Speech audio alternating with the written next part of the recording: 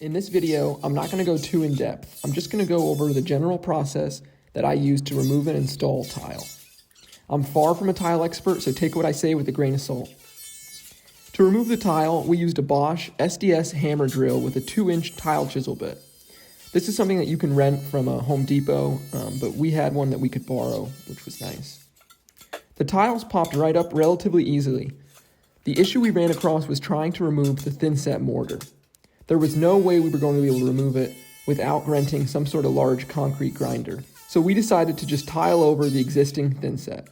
Now, to some of you, this is going to seem really stupid or unorthodox, but we had it on good authority that this was a totally acceptable method. It definitely made the tile install more difficult and uses more thin set, but sometimes your budget requires that you do things a little differently. Before we tiled over the thin set, we made sure to scrape the whole floor and remove any loose bits or grout. To help the adhesion, we also wet the floor a little bit before installing the tile. I went with a very large format tile. These things were 12 inches by 60 inches, and it definitely helps to have 2 people with a tile this huge. We also used the Lowe's Project Source leveling system, and it worked pretty well once I got the hang of it. At first, I was squeezing way too hard, and it was making it difficult to make any sort of adjustments. But once I figured it out, it was really a lifesaver. Trying to level tiles this size as an amateur would have been a nightmare.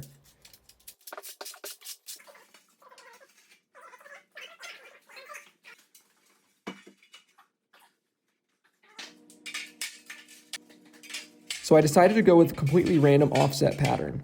So here I'm just laying out and marking exactly where I want the tiles to go.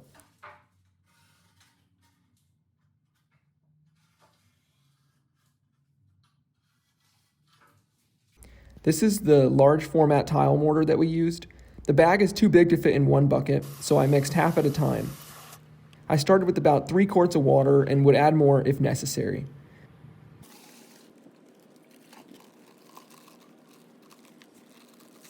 I then mixed it for about 2 to 3 minutes. The consistency we were going for was thick peanut butter. You should be able to lift it with a trowel and it not fall off, but you should be able to shake it off.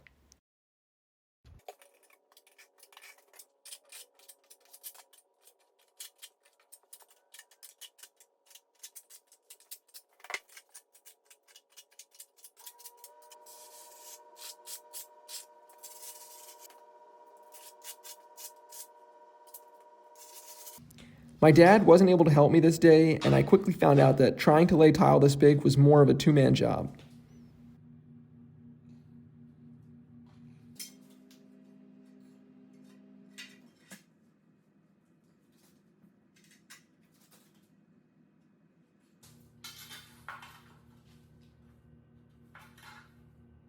Making the lengthwise cuts was really easy with this score and snap tile cutter.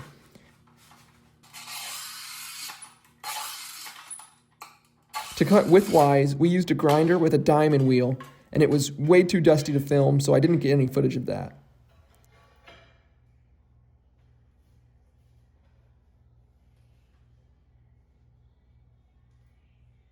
And now, moving on to the grout.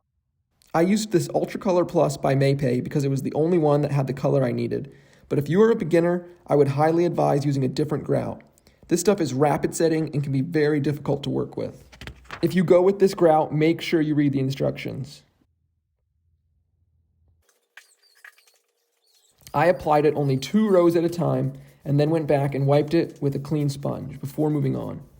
Any grout left on the surface will be virtually impossible to remove with this grout.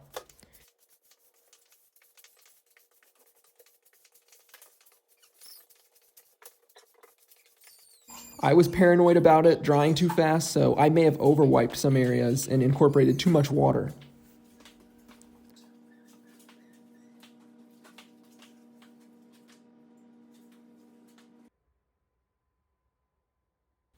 This was the final product, and these dark grout lines were where I overwiped. I'll be putting furniture here, so I'm not too concerned, but it was definitely a lesson learned. I'm going to continue posting all the things I do for this room renovation, so stay tuned for that, and thanks for watching.